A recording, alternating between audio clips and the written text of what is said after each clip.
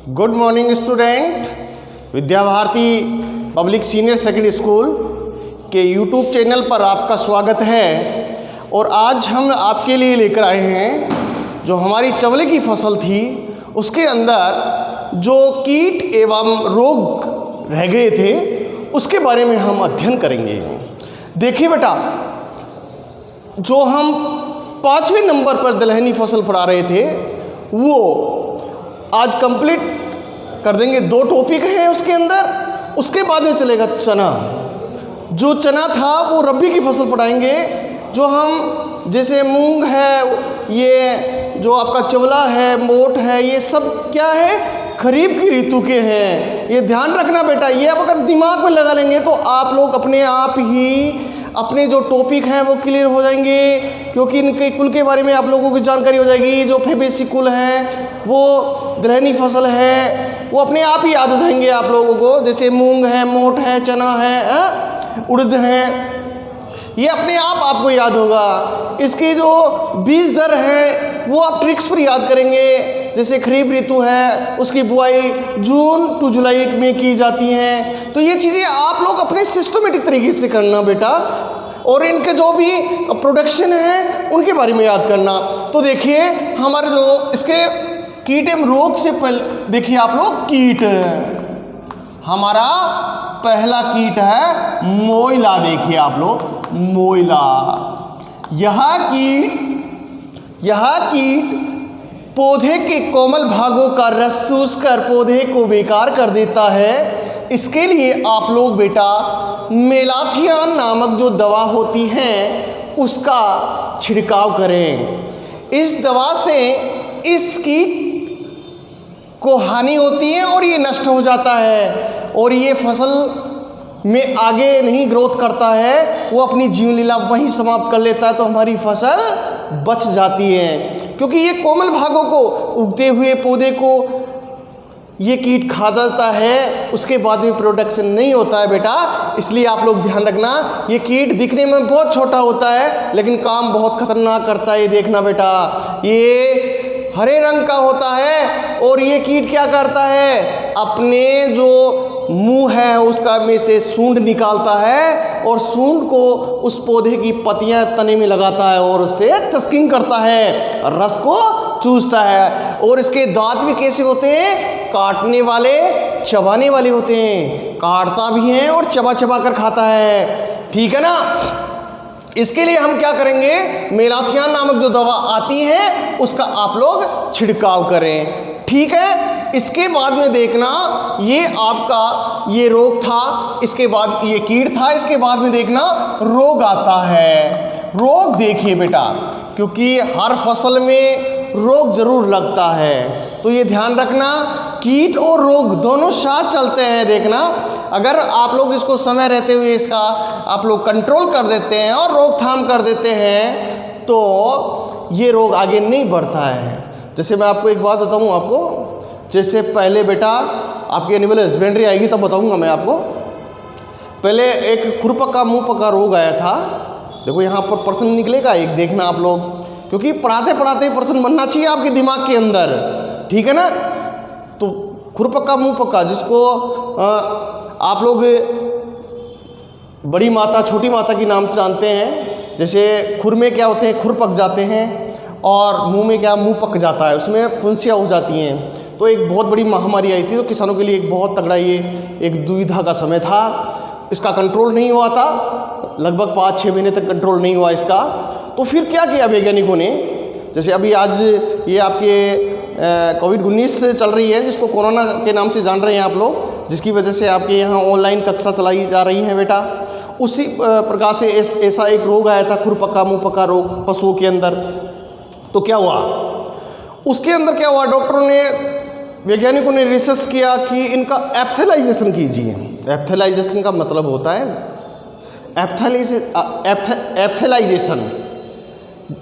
एप्थेलाइजेशन में क्या होता है कि उन पशुओं की लार ली, एकत्रित की, लार लेकर सभी पशुओं की जो बिल्कुल स्वस्थ पशु थे उनके मुंह पर भी उसके लार को लगा दिया। अब देखना बेटा, वो लार क्या करी, उसमें जो बैक्टीरिया थे जो स्वस्थ पशु के अंदर ना लगे, उसके लिए क्या किया, उसको सभी पशुओं को क्या कर दिया, रोग रोधी क्षमता बढ़ाने के लिए तैयार कर दिया।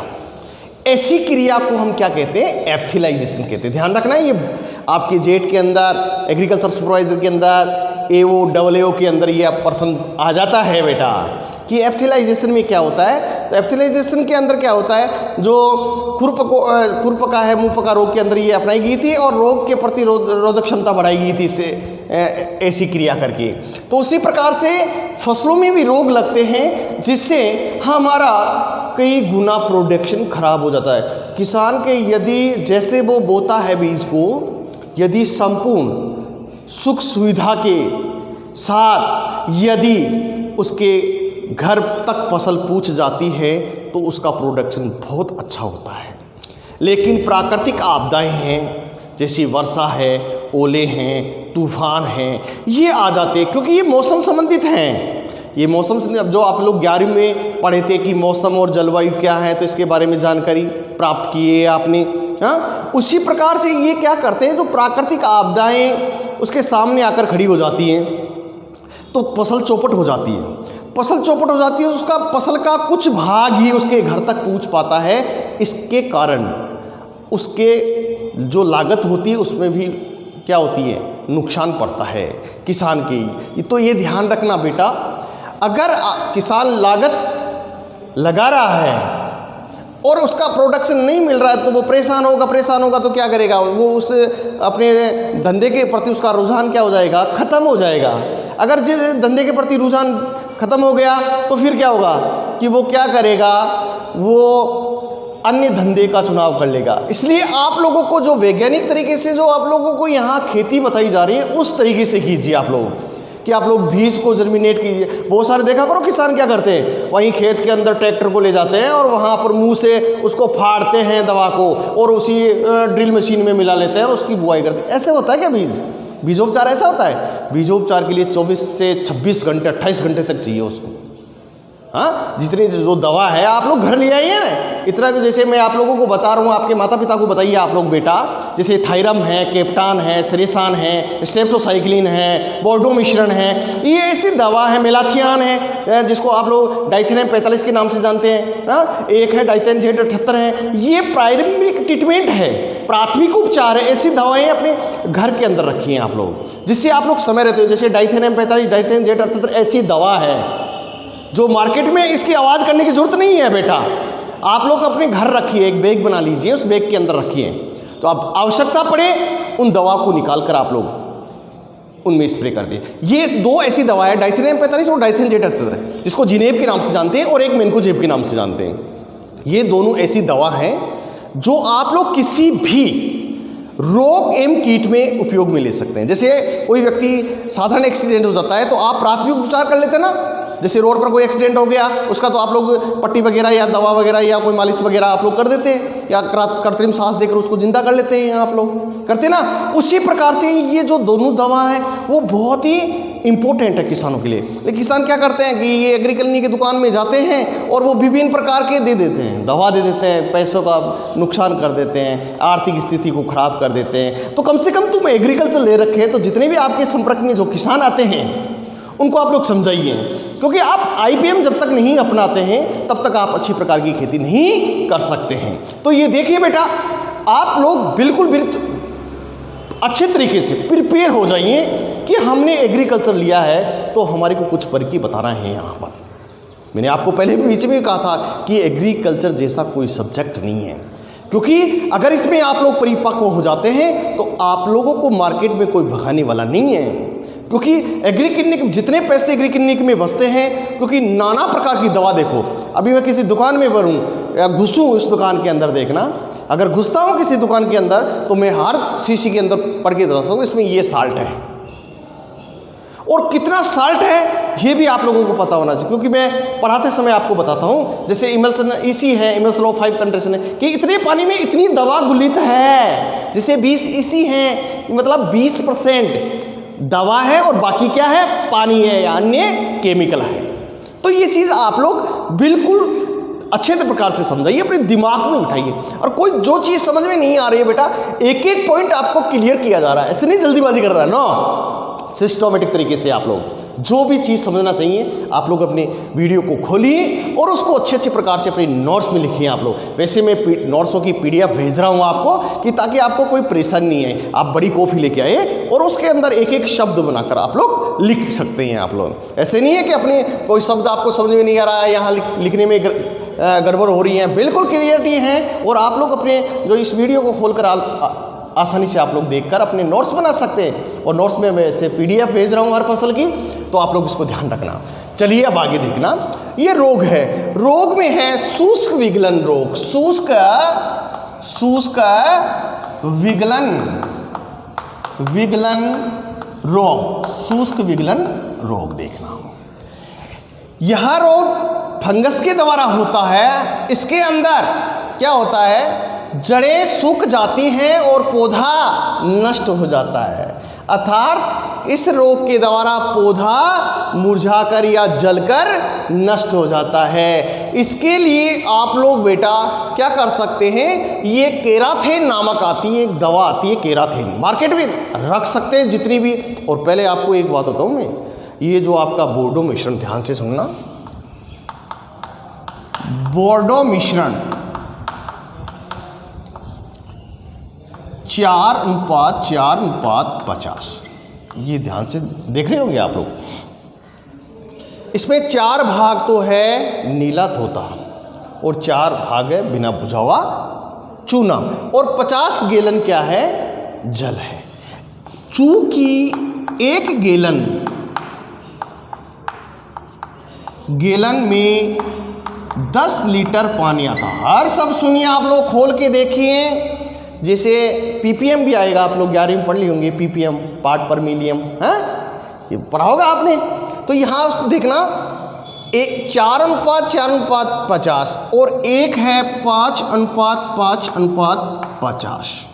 ये हमारे राजस्थान में 2 प्रकार के, और इसकी जो बोर्डो मिश्रण है उसकी खोज किसने की थी, मिल्ला डेट ने की थी। ध्यान रखना आप लोग, ये जेट का प्रश्न है बेटा। मिल्ला डेट नामक वैज्ञानिक ने बोर्डो मिश्रण की खोज की थी। तो देखना, ये 4:4:50 और 5:5:50। तो ये देखना, हमारे राजस्थान में 2 बोर्डो मिश्रण बनाए जाते हैं। और ये आज आप लोग आज ही अपने घर के जितने भी जो खेती के अंदर कार्य करते हैं उनको समझाइए आप लोग, ठीक है। और ये नीला तोता आप लोग किसी भी जो केमिकल्स की जो दुकान है या जो परचून की दुकान है, जो बड़ी दुकान है, उसके अंदर नीला तोता जरूर मिलेगा आपको, जिसको कॉपर सल्फेट के नाम से जानते हैं, CuSO4, है ना। कॉपर सल्फेट आप लोग लाइए और चूना लेकर आइए, उसको ठंडा कीजिए आप लोग, ठीक है। ठंडा करने के बाद में इसको गर्म पानी में, ये ठंडे पानी में नहीं घुलेगा नीला तोता, तो इसको क्या करेंगे आप लोग, गर्म पानी में घोल लीजिए, ठंडा कीजिए और उसके चूने के अंदर मिला लीजिए और इनका घोल बनाइए। कैसा पात्र होना चाहिए, लकड़ी का पात्र होना चाहिए, किसी धातु का पात्र नहीं होना चाहिए, अन्यथा रिएक्शन कर देगा। और ये देखना, इससे 500, चूंकि 1 गैलन में 10 लीटर है तो 50 में कितने हो गए बेटा, 500 हो गए। कितना हो गया, 500 लीटर पानी हो गया। 500 लीटर का मतलब जानते हो, अपना जो प्लास्टिक का जो बड़ा जो ब्याह शादी के अंदर पानी की टंकी होती है ना, वो 500 लीटर वाली, उसमें क्या करेंगे आप लोग, इनको घोल लेना आप लोग। और आप लोग जो टंकी है 15 लीटर की आपकी, उसके अंदर डालिए और सभी फसलें जैसे सब्जियों वाली हैं, फसलों वाली हैं, या आप लोग भूमि को उपचारित करना, बहुत ही मोस्ट और इम्पोर्टेंट है। कोई किसी प्रकार की दवा लाने की जरूरत नहीं है आप लोग। और साथ के अंदर आप लोग कंपोस्ट बनाइए। कंपोस्ट जानते हो कि जैसे पशु का गोबर है, मूत्र है, फसलों के अवशेष हैं, उनको एक गड्ढे में दबाकर सड़ाया जाता है। तो उसमें क्या होता है, सड़ाने से क्या होता है, ये कार्बनिक जैव निस्तारित खाद तैयार होती है। ध्यान से सुनना, कार्बनिक जैव निस्तारित खाद, जिसको हम क्या कहते हैं, कंपोस्ट खाद कहते हैं बेटा। ये ध्यान रखना आप लोग।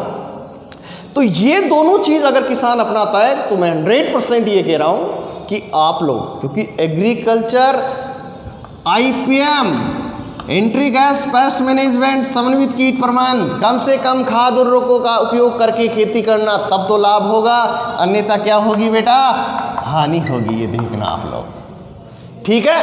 तो ये ध्यान रखिए आप लोग। यदि आप लोग इसको बनाकर अपने घर रख सकते हैं, कोई इसमें ज़्यादा खर्चा नहीं लगता है। आप लोग हज़ारों, 10,000, 15,000 रुपये की जो दवा भगते हो एग्री किन्नी की दुकान में, बिल्कुल ऐसी कंपनियां हैं जो सेटिस्फाई कंपनियां हैं जो हमारे स्वास्थ्य को ख़राब करे। जैसे पंजाब के अंदर अभी आजकल हमारे राजस्थान से वो क्या कर दिया, एक कैंसर की जो गाड़ी, रेलगाड़ी चला दी है, हाँ ट्रेन चला दी है, ठीक है ना, जो पंजाब तक, पंजाब के लोग यहाँ पर कैंसर का इलाज कराने के लिए, तो वहाँ पर केवल वो कैंसर पीड़ित ही जाते हैं। उसको कैसे हो गया ये? क्योंकि पंजाब के अंदर, हमारे तो यहाँ हेक्टेयरों में ज़मीन नापते हैं, वहाँ किलो में ज़मीन नापते हैं बेटा, क्योंकि एक एक किसान के 5-5, 10-10 किलो ज़मीन होती है।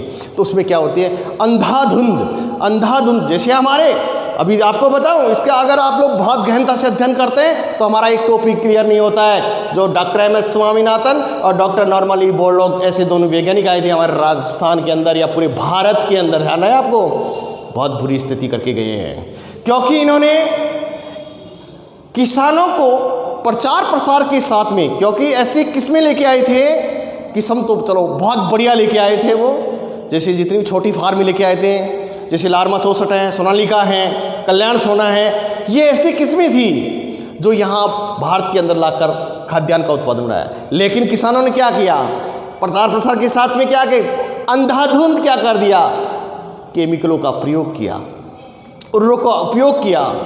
पहले आपको कम से कम 15-20 साल पहले की बात बता रहा हूँ मैं आपको, एक किसान केवल बाजरे की फसल के अलावा अन्य फसल के अंदर यूरिया नहीं दिखाता था, जो आप लोग 46% नाइट्रोजन का कर रहे हैं। क्योंकि आज दूध में देखिए, घी में देखिए, अगर इसको हम हंसा परीक्षण आता है दूध की जांच करने के लिए, अगर हम हंसा परीक्षण, ये जेट का प्रश्न आ सकता है, हंसा परीक्षण किस में काम लिया जाता है, दूध का परीक्षण ज्ञात करने के लिए काम लिया जाता है। आज हम हंसा परीक्षण करते हैं दूध के द्वारा, तो विभिन्न प्रकार की मिलावट मिलेगी, और उसमें टोटल क्या मिलेगा, यूरिया % मिलेगा आपको। आज देखिए आप लोग अगर चपाती के अंदर घी लगाते हैं तो 1 सेकंड के अंदर घी उठ जाता है, पता ही नहीं चलता है घी खाए नहीं खाए। तो देखिए बेटा, आप लोग फिर अपने जैविक खेती, जीवों के सारे खेती, क्योंकि कहाँ करेंगे जीवो खेती, आपने जीवों का तो गला घोट कर खत्म कर दिया। क्यों? क्योंकि हमारी मृदा के अंदर विभिन्न प्रकार के लाभदायक कीट थे, तो किसानों ने क्या किया, हानिकारक कीट दिया। एक तरफ किसान की बात ये कहती कि साहब हमारी खेती होती नहीं है, केमिकल वो भी कर, क्यों नहीं होगी, क्योंकि हमारे जो लाखों की तादाद में सूक्ष्म जीव हमारे दोस्त हैं। क्योंकि किसान तो एक जानता है, किसान का दोस्त क्या है, केचुआ है। लेकिन बेटा केचुआ नहीं है, केचुआ है लेकिन केचुआ ही नहीं है, केचुआ के साथ में बहुत सारे लाखों की तादाद में किसान के मित्र कीट जो भूमि को उपजाऊ बनाते हैं, भूमि के अंदर विभिन्न क्रियाएं करते हैं। किसान रात को सो जाता है, लेकिन हमारे जो मित्र कीट हैं वो रात को नहीं सोते हैं, वो उनकी सुरक्षा करते हैं, फसल की सुरक्षा करते हैं। तो ये ध्यान रखें आप लोग, 100% आप लोग जैविक खेती, जैविक का मतलब सूक्ष्म जीवों के सारे खेती करना ही क्या कहलाता है, जैविक खेती कहलाता है। क्योंकि किसी प्रकार से वातावरण कोई दूषित नहीं होता है, बैलेंस नहीं बिगड़ता है, उसको वातावरण असंतुलित नहीं होता है, संतुलित तो रहता है। क्योंकि अगर जो संतुलित रहता है तो उसका पर्यावरण भी सही रहता है। लेकिन हमने इस वातावरण के साथ में क्या कर दिया बेटा, छेड़छाड़ कर दी। इस कारण से हमारे यहाँ पर पोल्यूशन भी खूब ज़्यादा हो गया है, और पोल्यूशन ज़्यादा हो गया तो हमारी ज़मीन भी खराब हो गई है बेटा। ठीक है, अब हम देखिए आगे, ज़्यादा इसकी खोज बहुत लंबा चौड़ा है, अगर अन्यथा हमारा एक टॉपिक पूरा नहीं होता है। तो इसके देखिए आप लोग, केराथिन नामक जो दवा है उसका उपयोग कीजिए। इसके बाद में देखिए बेटा, इसके बाद में हम चलते हैं छाछा रोग। दूसरा रोग आता है हमारा छाछा रोग, छाछिया या चूर्णी फफूंदी, चूर्णी फफूंद, छाछा या चूर्णी फफूंद। यह रोग कवक के द्वारा होता है और सफ़ेद पाउडर के समान धब्बे पड़ जाते हैं या सफ़ेद चूर्ण जम जाता है, जिससे पत्तियां हल्की भूरी होकर पीली हो जाती हैं और कुछ समय बाद में क्या हो जाती हैं, झड़ जाती हैं। इस रोग को हम क्या कहेंगे, चूर्णी फफूंद कह दो या पाउडर मिडल्यू कह दो। अंग्रेजी में पाउडर मिडल्यू कहते हैं और हिंदी में छाछा कहते हैं, और हिंदी में क्या कहेंगे, चूर्णी फफूंद भी कहते हैं इसको। तो इसके लिए भी आप लोग किसका उपयोग करेंगे, केराथिन नामक दवा का उपयोग करेंगे। इसके बाद में देखना, इसकी जो कटाई है, इस फसल की कटाई देखिए आप लोग, कटाई, यह फसल बुआई के 70 से 100 डेज में पककर तैयार हो जाती हैं तो हसिया की साथ है। हसिया का मतलब जानते हो? दरांती, जिसको दांतली बोलते हैं आप। उसके द्वारा आप लोग फसल को कटा ले और काट कर उसमें उसको सुखा ले 2-4 रोज के लिए, उसके बाद में थ्रेशर मशीन के द्वारा बाहर निकालने में, ठीक है। इससे दाना और भूसा अलग हो जाएगा, ठीक है। भूसे का अर्थ होता है चारा। इसके बाद में देखना उपज, देखना बेटा उपज देखिए आप लोग। उपज यहाँ पर देखिए, जो असिंचित क्षेत्र है वहाँ पर देखना ये 5 से 8 क्विंटल प्रति हेक्टर, अर्थात आप लोग जानते हैं जो ग्रीष्म ऋतु है उसमें 5 से 8 क्विंटल प्रति हेक्टर के हिसाब से उपज प्राप्त होती है। और जो 8 से 10 क्विंटल है वो देखना बेटा वो वर्षा कालीन फसल से प्राप्त होता है। जो वर्षा ऋतु के अंदर इसकी बुआई करते हैं, जो जून जुलाई के अंदर इसकी बुआई कर रहे हैं, क्योंकि इसकी बुआई है जून वह 30 जुलाई तक कर दे हुए आप, अंतिम 30 जुलाई करते हैं, ठीक है। तो उसमें जो वर्षाकालीन जो फसल बुआई करते हैं उसमें 8 से 10 क्विंटल प्रति हेक्टर उत्पादन प्राप्त होता है, ठीक है। इसके बाद में हमारे देखना 6 नंबर पर फसल आती है, वो ध्यान से सुनिए बेटा। देखिए आप लोग देखेंगे बेटा, जो चना है उसके बारे में, अंतिम हमारी चने की फसल है उसके बारे में जानकारी प्राप्त करेंगे। चना ये 6 नंबर की लेग्युमिनेसी फेबेसी या आप लोग दलहनी फसल कहेंगे, ये अंतिम आपकी 6 फसल हैं, उसके बारे में आज जानकारी प्राप्त करेंगे। तो देखना इसको अंग्रेजी में हम ग्राम के नाम से जानते हैं। क्या? ग्राम। ग्राम का मतलब क्या होता है? चना होता है, या फिर आप लोग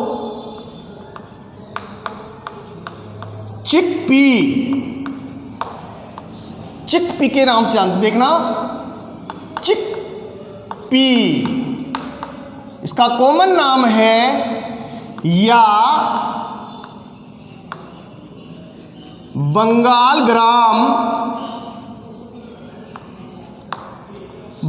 ग्राम के नाम से जानते हैं। देखो कितना नाम है इसके, ग्राम कह दो, चिकपी कह दो, बंगाल ग्राम कह दो। आपकी बुक के अंदर यहाँ पर ग्राम दे रखा है, लेकिन जेट के अंदर कॉमन नाम पूछ लेता है, कॉमन नाम पूछ लेता है कि इसका कॉमन नाम क्या, तो ग्राम नहीं कह सकते हैं आप लोग, इसको चिकपी के नाम से जानते हैं।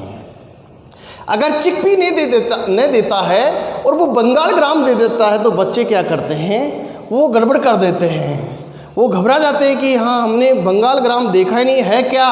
तो यहाँ पर बंगाल ग्राम का मतलब भी क्या होता है? चना होता है। क्या होता है? चना। क्योंकि आप हमारी जो अंतिम फसल है उसके बारे में आप लोग जानकारी प्राप्त कर रहे हैं कि चने को हम ग्राम कहते हैं या चिकपी कहते हैं या बंगाल ग्राम कहते हैं।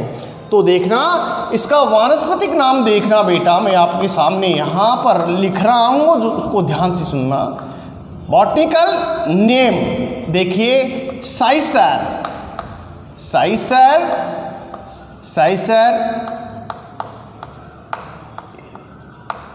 एरेटिनम, ठीक है, ये एल, इसको कहते हैं देसी चना। क्या कहेंगे?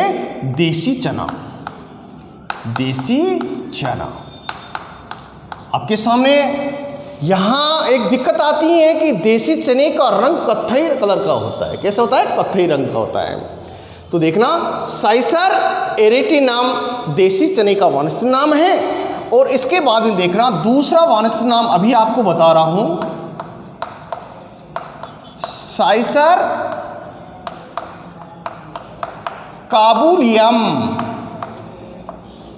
ये देखिए बेटा, साइसर काबुलियम, वंश तो एक ही है, ये वंश तो एक ही होगा, इनका जाति अलग अलग हो सकती है, जिसको काबली चना के नाम से जानते हैं। किसके नाम जानते हैं? काबली चना। जो मोटा चना आता है उसका रंग वाइट कलर का आता है, हल्का वाइट कलर का आता है। देखना आप लोग क्रीमी कलर का आता है, देखा होगा आपने, जिसको हम काबुली चना के नाम से जानते हैं, काबुली चना। हाँ, तो देखना इसका नाम क्या है? साइसर काबुलियम। इसको कहेंगे हम काबुली या काबली चना कह सकते हैं आप। अब देखना आप इन दोनों के बारे में आप अच्छी प्रकार से बेटा जानकारी प्राप्त कर रहे हैं कि साइसर एरिटिनम और एक है साइसर कार्बोनियम। तो देखना बेटा यहाँ पर जो देसी चना है उसमें 2n बराबर 14 गुणसूत्र पाए जाते हैं। ध्यान रखना आप लोग, कितने गुणसूत्र पाए जाते हैं? 2n बराबर 14 गुणसूत्र पाए जाते हैं। और जो काबुली चना है उसके अंदर देखना आप लोग 2n बराबर कितना 16 पाए जाते हैं। तो ये ध्यान रखना कि यहाँ पर 2n बराबर 14 जो गुणसूत्र पाए जाते हैं वो देसी चना है, और जो 2n बराबर 16 गुणसूत्र पाए जा रहे हैं वो क्या है? काबुली चना है। तो ये चीज़ आपके सामने क्लियर होती है। तो इसके बाद में देखिए आप लोग परिवार कि ये किस परिवार से बिलोंग करती है ये फसल। तो ये देखना इसका कुल भी क्या होगा? फेबेसी। ट्रिक्स पर ले लो, जैसे ग्रेमनीकुल्स को भी ले लो और फेबेसी कुल को भी ले लो आप लोग। इसके बाद में देखते हैं हम इसका ओरिजिन ये कहाँ से आया है। देखना बहुत डी कंडोल के अनुसार ये भारत ही बता रहा है। डी कंडोल के अनुसार कहाँ बता रहा है? भारत बता रहा है। कहाँ बता रहा है? भारत बता रहा है। लेकिन ये आपकी किताब में भारत दे रखा है, लेकिन हम संतुष्ट नहीं है इससे, ठीक है। इसलिए हमने इसकी खोज है जो आपकी जेट के अंदर, ICR के अंदर और आपके एग्रीकल्चर सुपरवाइजर AOW के अंदर जो प्रश्न आते हैं तो उसमें देखना दक्षिणी पूर्वी यूरोप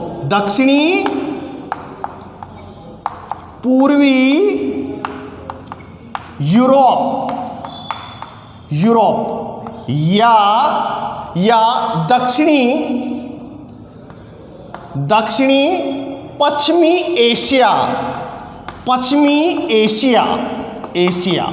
ये देख लो बेटा, ये है बिल्कुल सही फैक्ट क्वेश्चन। ये है दक्षिणी पूर्वी यूरोप या दक्षिणी पश्चिमी एशिया, क्योंकि डी कंडोल के अनुसार यहाँ भारत बता रहा है, लेकिन हम इसको सही नहीं मान रहे। आपकी बुक के अंदर सिलेबस के अनुसार डी कंडोल के अनुसार सही मान रहे हैं, लेकिन यहाँ पर इसका प्रश्न वहाँ पर भारत नहीं देता है और ये देता है दक्षिणी पूर्वी यूरोप या दक्षिणी पश्चिमी एशिया। तो इसको सही मानिए आप लोग, ठीक है बेटा। इसके बाद में देखना एक प्रश्न और बना रहा हूं चने में, उपकुल देखना वेरी मोस्ट इंपॉर्टेंट है, जो कई बार परीक्षा के अंदर प्रश्न पूछा हुआ है। तो ये ध्यान रखना बेटा, इसका क्या है? पेपिलियोनेसी,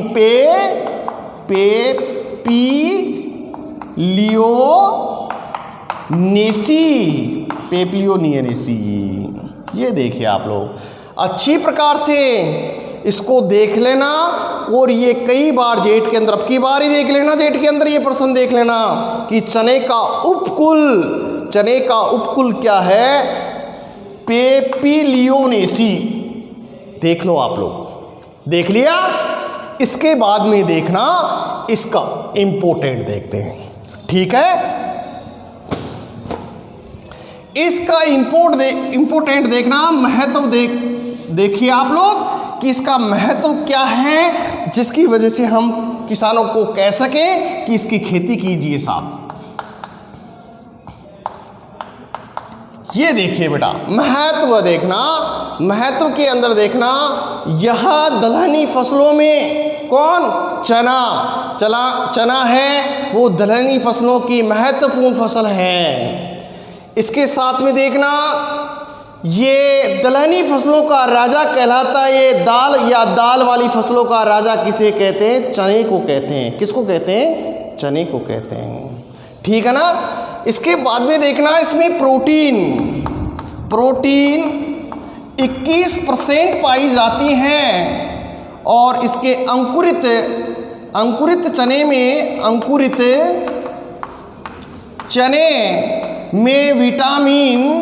विटामिन सी प्रचुर मात्रा में पाई जाती हैं। और यह फसल क्या है? चने की फसल क्या है? चने की फसल स्वपरागित है। और इसके बाद में देखना बेटा, स्वपरागित के बाद में देखना इसका जो अंकुरण है, चने का अंकुरण अधोभूमि होता है, अधोभूमि होता है। जिसको हाइपोजियल के नाम से जानते हैं, आपको पढ़ाया था मैंने हाइपोजियल, ठीक है ना, क्या हाइपोजियल, ठीक है। इसका अंकुरण किस प्रकार का होता है, हाइपोजियल। और इसकी जो पत्तियां हैं, कभी कभार देखना चने की पत्तियां आप खाते हैं तो बहुत स्वादिष्ट लगते हैं, उसके अंदर पत्तियों में क्या पाया जाता है, ऑक्जेलिक और मेलिक अम्ल पाया जाता है, ठीक है ना। पत्तियों में ऑक्जेलिक अम्ल है, ऑक्जेलिक अम्ल पाया जाता है और मेलिक अम्ल पाया जाता है। दोनों की वजह से इसका जो स्वाद है वो तीखा होता है, खरा खरा सा लगता है ना, और आप लोग बड़े चाव से खाते हैं, ठीक है ना।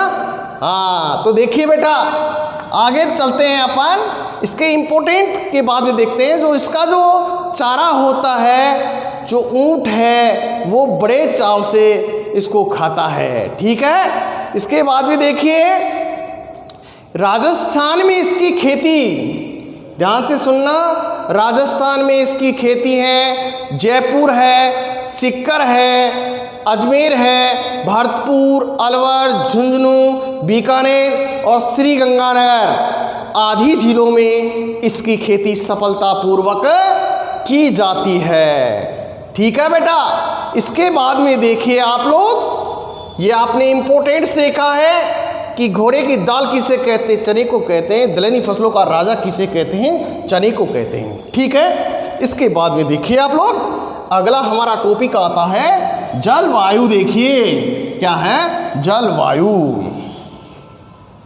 जलवायु, जलवायु इसकी सफल खेती के लिए शुष्क व ठंडी जलवायु की आवश्यकता होती है, ठीक है। कितनी, शुष्क व ठंडी जलवायु की आवश्यकता होती है। इसके बाद में देखिए इसका मर्दा, देखिए आप लोग मर्दा, मर्दा देखिए, हल्की हल्की दोमट व दोमट मृदा बहुत अच्छी मानी जाती है। ये ध्यान रखना, कितना क्या क्या बताया, इसकी मिट्टी कैसी होनी चाहिए, कैसी, हल्की दोमट व दोमट मिट्टी। देखना बेटा, हल्की मिट्टी बताई थी मैंने, जिसमें कार्बनिक पदार्थ की मात्रा कम होती है, और जो भारी, जिसमें दोमट मृदा, जिसमें जीवांश पदार्थ की मात्रा अधिक होती है। तो देखिए आप लोग इसके हिसाब से याद कीजिए, हल्की दोमट व दोमट मृदा। और भूमि का पीएच मान आप लोग इसको 7.5 तक इसकी बुआई कर सकते हैं, बहुत अच्छा पीएच मान है 7.5 तक, ठीक है। और भूमि इसके अंदर कैसी होनी चाहिए, ढेलों वाली होनी चाहिए, मिट्टी के ढेले होने चाहिए, इसमें चना बहुत खुश होता है और इसकी फसल बहुत ही इंपॉर्टेंट है, ठीक है ना, ये ध्यान रखिए। इसके बाद में देखिए बेटा, किस्म देखिए, इसकी किस्में यहाँ पर मैं एक एक किस्म बता रहा हूँ, इसको आप लोग ध्यान से सुनेंगे, ठीक है। यहाँ पर देखिए आप लोग किस्में देखिए आप लोग, नंबर 1 RS 10, RS 10, RS 11 और BG कितना 209, BG 209, जिसका हम उसको कहते हैं पूसा 209 के नाम से जानते हैं बेटा। इसके बाद में देखना GNG 603, GNG 203, सॉरी 203 नहीं, 603 ये है, इसको हम वरदान के नाम से जानते हैं, वरदान।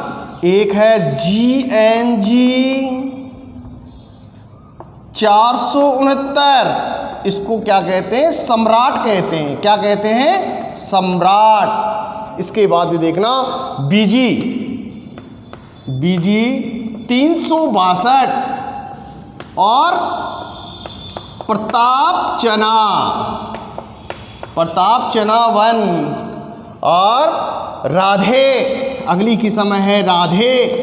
और ये राधे किसकी है, ये विल्ट डिजीज की अवरोधी किस्म है। अवरोधी का मतलब उसको रोकथाम करने का कार्य करती है राधे। और इसके बाद में देखना हमारी जो अगली फसल है वो ये किस्म है गौरव। क्या है? गौरव। ये देखिए बेटा,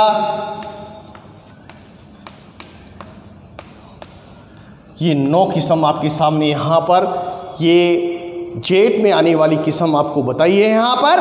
तो इसको बड़े ध्यान से देख लेना।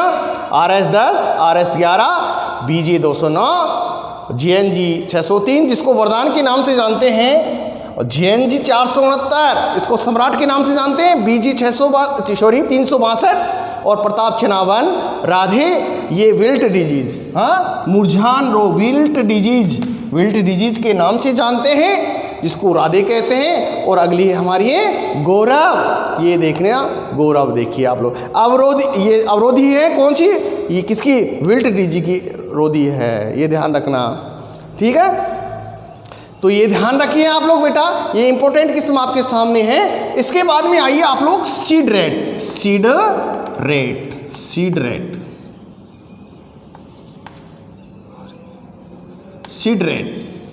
ठीक है।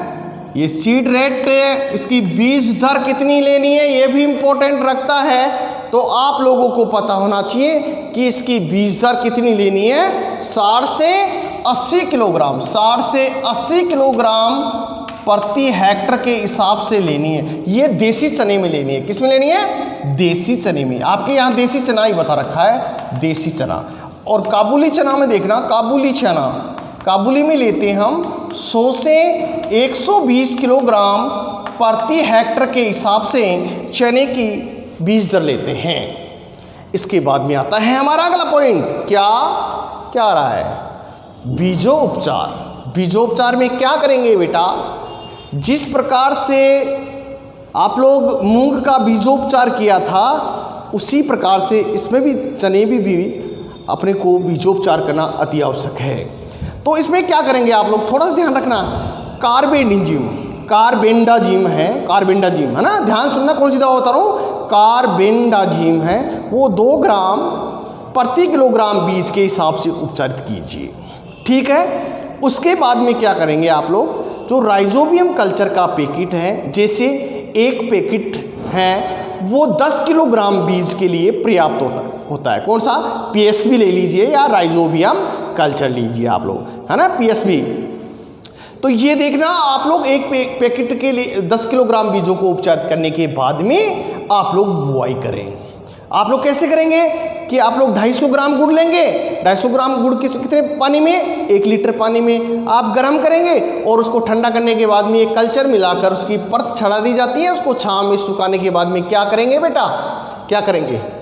हम इसके बुआई के लिए तैयार रहेंगे, ठीक है। इसके बाद में देखना बेटा, आपने सीड रेट देखा है, उसके बाद में देखिए टाइम ऑफ सोविंग देखिए, टाइम ऑफ सोविंग, इसकी बुआई का समय, किसको कब बोए, ठीक है। तो देखना ये अक्टूबर के प्रथम सप्ताह, कब? अक्टूबर के प्रथम सप्ताह में। और यदि लेट हो जाते हैं तो आप लोग इसको 30 अक्टूबर तक बुआई कर दें। कब तक? 30 अक्टूबर तक इसकी बुआई कर देवें, ठीक है। ये ध्यान रखना, ये आपके यहाँ पर दे रखा है टाइम ऑफ सोविंग अक्टूबर के प्रथम सप्ताह में, या फिर आप लोग 30 अक्टूबर तक इसकी बुआई निश्चित रूप से कर ही देवें, अन्यथा इसमें कई रोग और कीट लगने का डर रहता है, क्योंकि मौसम में नमी आ जाती है, कीटों का आक्रमण हो जाता है और फसल हमारी बर्बाद हो जाती है। इसमें गिडार होता है, फली छेदक कीट लगता है जो फसल को तबाह कर देता है, चने को खा जाता है, चने के दाने को क्या कर देता है? नष्ट कर देता है। तो ये ध्यान रखना, इसकी बुआई का समय आप याद रखिए बेटा, ठीक है। इसके बाद में देखना आप लोग पौध अंतरण देखिए, पौध अंतरण देखिए आप लोग, पौध अंतरण इसके अंदर देखना बेटा, लाइन से लाइन की दूरी 30 सेंटीमीटर। ये तो किसमें है? असिंचित क्षेत्र में। और सिंचित क्षेत्र है तो आप 45 सेंटीमीटर तक इसकी दूरी रख सकते हैं। ये असिंचित क्षेत्र में है और ये सिंचित क्षेत्र में। ध्यान रखना, 45 सेंटीमीटर किसमें है? सिंचित क्षेत्र में। और ये 30 सेंटीमीटर असिंचित क्षेत्र के अंदर। जो पंक्ति से पंक्ति की दूरी बताई है। और P गुना P देखिए आप लोग, पौधे से पौधे की दूरी कितनी रखेंगे आप? कितनी रखेंगे बेटा? 10 से 15 सेंटीमीटर। तो ये ध्यान रखिए आप लोग, पौधे से पौधे की दूरी आप लोग यहाँ क्या रखेंगे? क्या रखेंगे? 10 से 15 सेंटीमीटर। तो इसके बाद में देखिए बेटा, मैं आपके सामने एक बात और बता रहा हूँ, इसको ध्यान से सुनना आप, कि इसके बाद में जो हमारा टॉपिक है वो है क्या? सिंचाई देखना आप लोग। सिंचाई देखना। सिंचाई के अंदर पहली सिंचाई मोस्ट और इम्पोर्टेंट है। पहली सिंचाई शाखा निकलने पर, ठीक है। और दूसरी सिंचाई कब करेंगे आप लोग? दूसरी सिंचाई कब करेंगे? फूल बनते समय। कब? फूल बनते समय। और बेटा तीसरी सिंचाई है वो आपको कब करनी है? फली बनते समय। कब करनी है? फली बनते समय।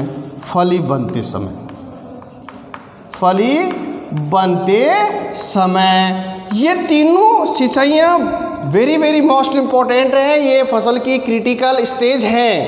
अगर किसान इस अवस्था में फसल को पानी नहीं देता है तो उसका प्रोडक्शन चौपट हो जाता है। तो ये ध्यान रखना, शाखा निकलने पर, फूल बनते समय, फली बनते समय, ये तीनों सिंचाई इंपॉर्टेंट है। अब यहाँ पर एक पॉइंट और बता रहा हूँ जो ध्यान रखना आप लोग, ठीक है? वो क्या है? नीपिंग और टॉपिंग या टॉपिंग। निपिंग या टॉपिंग कह सकते हैं आप लोग, ध्यान रखना। और ये कई बार प्रश्न पूछा है कि किन्हीं दो फसलों के नाम बताइए जिसमें निपिंग और टॉपिंग की क्रिया की जाती है। या निपिंग कह दो या टॉपिंग कह दो, ठीक है? तो ये ध्यान रखें, जैसे आपको फसल पूछे तो आप लोगों को बताना है, जैसे चना है, क्या है? चना, तंबाकू और जूट है। ये ऐसी फसलें हैं जिसमें निपिंग और टॉपिंग की क्रिया की जाती है। अब ये क्या है? निपिंग, चने के अंदर निपिंग की क्रिया की जाती है, जो मोस्ट और इम्पोर्टेंट है। जो बहुत सारे किसान चने बोते हैं, उसके खेत से क्या करते हैं? भेड़ों को गुजारा जाता है। किसको गुजारा जाता है? भेड़ जानते हैं ना? तो वो क्या करती है? शीघ्रता से निकालते हैं, तो उनके जो चोटी होती है उसको तोड़ती हुई वो आगे निकल जाती हैं। इससे क्या होती है? निचली शाखाएं ज़्यादा वृद्धि करती हैं और पुष्प का निर्माण करती हैं, जिससे क्या होता है बेटा? फलियाँ खूब लगती हैं। पार्ट, इसके जो फली होती है उसको क्या कहेंगे? इसके फल को क्या कहते हैं? हम पार्ट कहते हैं। इसके फल को, यहाँ प्रश्न बन रहा है, इसके फल को क्या कहेंगे? पार्ट कहेंगे। क्या कहेंगे? पार्ट। ये ध्यान रखना आप लोग। तो ये देखिए, ये निपिंग की क्रिया कब की जाती है? जब पौधा 20 सेंटीमीटर का हो जाए। जब पौधा 20 सेंटीमीटर की लंबाई ले लेता है या ऊंचाई का हो जाता है, उस समय इसके शीर्ष भाग को काट दिया जाता है। ऐसी क्रिया को हम क्या कहते हैं? निपिंग की क्रिया कहते हैं या टॉपिंग कहते हैं। एक टॉपिंग का अर्थ होता है भेड़ के अंदर ऊन काटना, ठीक है? एक डॉकिंग का अर्थ, डॉकिंग का मतलब भेड़ की पूंछ काटना। क्या करना? पूंछ काटना क्या कहलाता है? डॉकिंग कहलाता है। तो यहां पर देखना निपिंग एंड टॉपिंग, ठीक है? शीर्ष भाग का कर्तन करना, ये सबसे ज्यादा इसमें चने में और तंबाकू में किया जाता है। कब किया जाता है? जब पौधा 20 सेंटीमीटर की ऊंचाई पर हो जाता है बेटा, तो इसकी क्या कर देते हैं? निपिंग कर देते हैं। बहुत सारे किसानों को पता नहीं होता है कि निपिंग करना भी आवश्यक है, क्योंकि बहुत ज्यादा शाखाएं निकलेगी और जब पौधा फैलेगा और जिसमें फलियां बनेगी, पॉट बनेगा, तो बहुत ही इंपॉर्टेंट है बेटा। इसके लिए देखना, ये ध्यान रखिए निपिंग की क्रिया। इसके बाद में जो आपने देखना, इसका अंतराकृषि है वो देखेंगे। क्या देखेंगे? अंतराकर्षी। ये देखिए बेटा, अंतराकर्षी देखना आप लोग, अंतराकर्षी, ठीक है, अंतराकर्षी देखिए। तो देखना बेटा, यहां पर आपने सिंचाई देख लिया, शाखा निकलने पर, फूल बनते समय और फली बनते समय। ये क्या तीनों सिंचाई क्या है, वेरी वेरी मोस्ट इंपॉर्टेंट है, ये ध्यान रखना, वेरी वेरी मोस्ट इंपॉर्टेंट है, ठीक है ना। इसके बाद में देखिए आप लोग, इसके बाद में देखना अंतराकर्षी। अब अंतराकर्षी में क्या होता है, अंतराकर्षी के अंदर देखिए बेटा, आप लोगों को निराई गुड़ाई करना होती है, जो हर फसल में मैं बताता आ रहा हूँ कि आपको निराई गुड़ाई करनी है, ठीक है। निराई गुड़ाई करने के बाद में बेसालीन, बेसालीन आप लोग जो शाकनाशी है बेसालीन, उसकी 1 किलोग्राम मात्रा बीज को बोने से पहले आप मृदा में मिला दीजिए, ठीक है ना। और मृदा में मिलाने के बाद में क्या करेंगे बेटा, आप लोग बीज की बुआई करेंगे, उससे क्या होगा, खरपतवार नहीं उगेंगे। तो ये ध्यान रखिए बेटा, आप लोग इसको अच्छी प्रकार से देख लेना कि इसकी खरपतवार नाशी के लिए कौन सी दवा लेते हैं, बेसालीन लेते हैं। कौन सी लेते हैं, बेसालीन दवा लेते हैं, जो फसल के अंदर खरपतवार उगने से रोकती हैं। इसके बाद में देखिए बेटा, जो अंतराकर्षी है उसके बाद में देखेंगे हम, इसके बाद में हम देखेंगे खाद एवं उर्वरक देखेंगे, खाद एवं उर्वरक देखेंगे। तो देखिए बेटा, खाद एवं जो उर्वरक है, जो फसल के लिए बहुत ही इम्पोर्टेंट है, देखना मैं यहाँ पर लिख रहा हूँ, खाद एवं उर्वरक।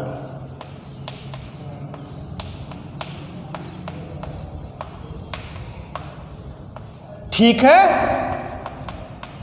देखिए खाद एवं उर्वरक, इसको देसी खाद को हम मैन्योर एंड फर्टिलाइजर, ठीक है। यहाँ पर फर्टिलाइजेशन नहीं करेंगे, कहीं फर्टिलाइजेशन कर देंगे निषेचन हो जाएगा, तो ये चीज़ ध्यान रखिए। जो ये देखिए खाद एवं उर्वरक है, जो हम आपको ये टॉपिक है वो कल पढ़ाएंगे बेटा। तो ये जो मैं आशा करता हूँ ये वीडियो आपको बहुत अच्छा लगा होगा, तो इसके लिए आप लोग लाइक करना और अपने चैनल को सब्सक्राइब करना। धन्यवाद बेटा।